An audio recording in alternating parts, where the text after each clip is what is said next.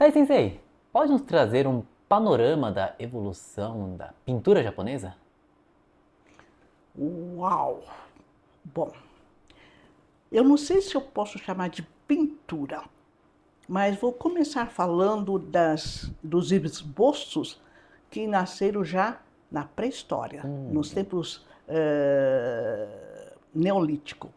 São as figuras que foram desenhadas nas peças de terracota, mas principalmente nos sinos de metal. certo. Eram sinos que provavelmente eram usados para cerimônias religiosas, Uhum, e é quando o Japão então já começa a trabalhar com a criação de uma nação, de um estado, tá? E aí tem sinos que apresentam desenhos, gravuras, né, de cenas do cotidiano do povo dessa época. Bom, isso é até o século III, mais ou menos, da nossa era cristã, que é quando o contato com a China cresce bastante. Aí uhum, vem, então, a influência da pintura chinesa, porque a China já tinha uma civilização bastante evoluída e os japoneses vão conhecer a Sui Bokuga. Sui é água, Boku é tinta, Ga é desenho. É a pintura nanquim, monocromática. uhum. Né? Quando a gente fala do Sui Bokuga chinês, é aquela imagem de paisagens grandiosas, como são as Sim. paisagens chinesas. Eles retratavam a paisagem da sua nação. E chega ao Japão, que é aquele tudo em nanquim, né? Aham, Mais escuro, mais claro, e que vai dar essa dimensão de profundidade, perto e longe. certo. E isso vai entrar, os japoneses vão reproduzir tal e qual até o século VIII, mais ou menos. A partir do século IX é uma época em que o Japão vai se distanciar um pouco, eles não vão mandar mais missões para apreenderem, para absorverem a cultura chinesa. E o Japão então vai desenvolver uma outra perspectiva. E é quando nasce a cor. Uhum, Então, e nasce o que se chama de Yamato-e. Yamato é o nome que o Japão tinha àquela época, mais ou menos no século X, XII. Né? Então, Yamato-e vai ser uma pintura colorida, bastante cores, vermelho, verde, amarelo, cores fortes, inclusive com uma outra perspectiva. Não é mais assim na mesma dimensão, mas é uhum, na perspectiva como se cortasse o telhado e você olhasse na diagonal. certo. Essa é uma característica da pintura deste período Heian, Uhum, principalmente nas cenas que retratam as cenas do Genji Monogatari, Contos de Genji, que foi uma obra-prima da época e até hoje é considerada obra-prima da literatura japonesa, e que vão narrar fatos da corte, digamos assim. é o período, é o auge da aristocracia japonesa, né? Exatamente. Então, a aristocracia já está bem sedimentada, inclusive a capital perene, né, que é o Kyoto de hoje, e que, enfim, vai então, como é que eu diria, estabelecer as bases daquilo que é japonês, já afastando um pouco do que é chinês. A pintura chinesa continua, tá? Ela não Uhum, termina ali, ela continua, mas nasce uma nova expressão pictográfica que é essa colorida, dos cenas do cotidiano, não é só paisagem, animais, enfim, muda as temáticas. E eu acho que o fator muito marcante é essa da introdução da cor. ok. Tá?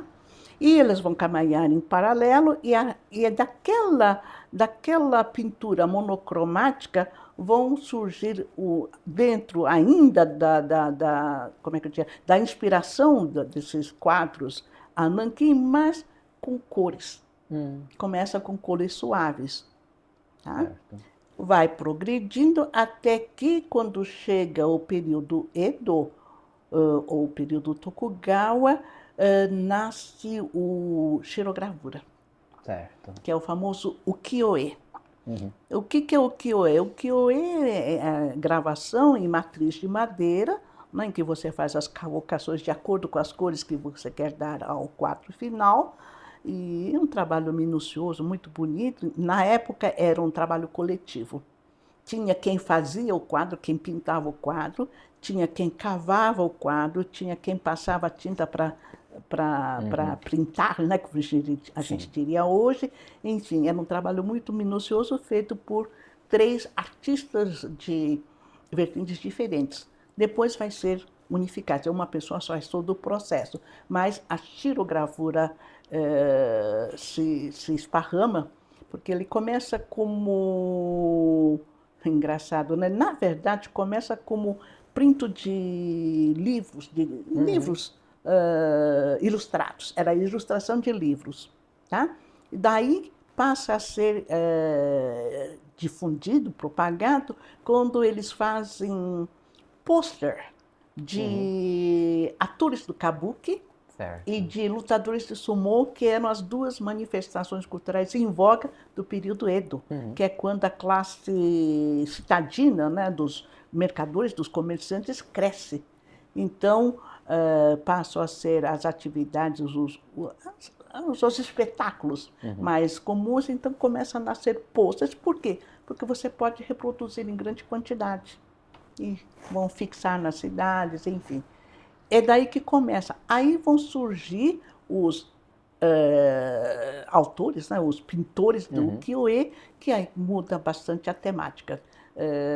Além dos lutadores do sumô, artistas do kabuki, cenas de kabuki, começa a surgir um pintor especializado em mulheres, as beldades, depois cenas do cotidiano, mas da vida comum, não quando eu falo beldades, na verdade eram, na sua maioria, as geishas, né, as que Certo. trabalhavam em zonas de lazer.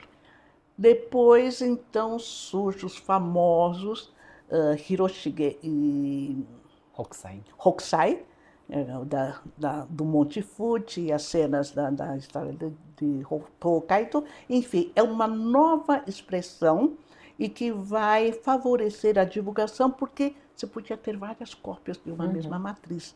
Isso vai fazer com que quadros, entre aspas, passem a ser de acesso a qualquer um, a população de um modo geral. Certo. Até que então vem o advento da restauração Meiji, que é o momento em que o Japão, que ficou fechou seus portos para o estrangeiro, com exceção da China e da Holanda. Em 1868 ele vai ser obrigado a abrir, e aí vai entrar em peso a civilização ocidental. E com isso então entra a pintura a óleo. E vai haver um momento da passagem dessa pintura a óleo, quer dizer, a temática é japonesa, são mulheres à beira do rio, paisagem japonesa, mas usando tinta a óleo. E Certo. aí então vai haver o diálogo entre a pintura japonesa e a pintura ocidental, que começa a ter a sua progressão acompanhando a relação que o Japão vai ter com o mundo de um modo geral.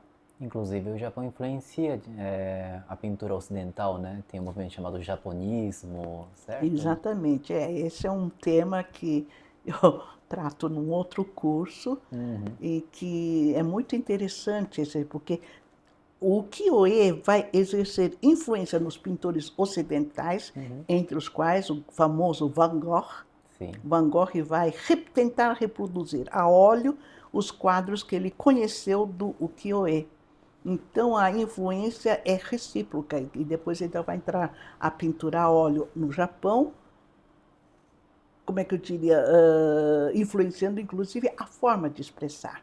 Aquilo que era, como é que eu diria, o visualmente nipônico passa aos poucos a ter essa conjugação Certo. do tipicamente japonês com o tipicamente ocidental, o diálogo, influência um no outro, e aí começam a caminhar juntos até chegar aos dias de hoje.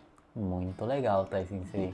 Foi uma pincelada grossa, né, em Rápida, toda muito rápida. essa evolução da pintura japonesa.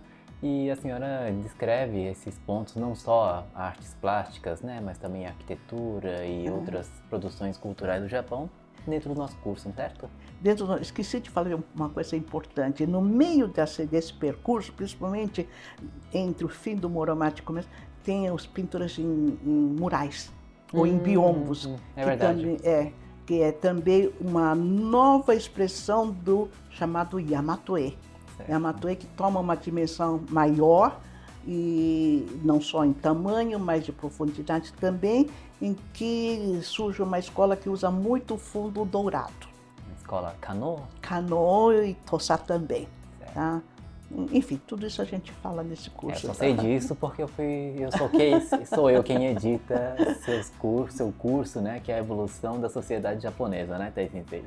É uma aventura que eu convido, né, as pessoas a seguirem comigo para fazer uma viagem rápida sobre a evolução da sociedade japonesa, desde lá dos tempos primitivos até os dias de hoje. Certo, aí intercalamos as aulas da parte histórica, Exato. né, mudança socioeconômica, política, mas também as manifestações culturais, né, literatura, arquitetura, pintura. Isso, Eu sempre digo, eu não sou historiadora, então não aprofundo, mas eu apresento como uma evolução da sociedade japonesa. É isso, pessoal. O curso está disponível a qualquer momento, basta clicar no link que está na descrição para vocês seguirem, né, e saberem mais detalhes sobre o que é abordado. E será um imenso prazer tê-los como nosso aluno. Mas de todas as formas, estamos semanalmente aqui trazendo conteúdos mais densos aqui no nosso canal de YouTube, então ficaremos muito contentes se você puder deixar um like e mais felizes ainda se derem a oportunidade de se inscrever no nosso canal. Muito obrigado por ter assistido esta aula até aqui e nos vemos ao longo das próximas semanas. Muito obrigado e até a próxima! Sayonara!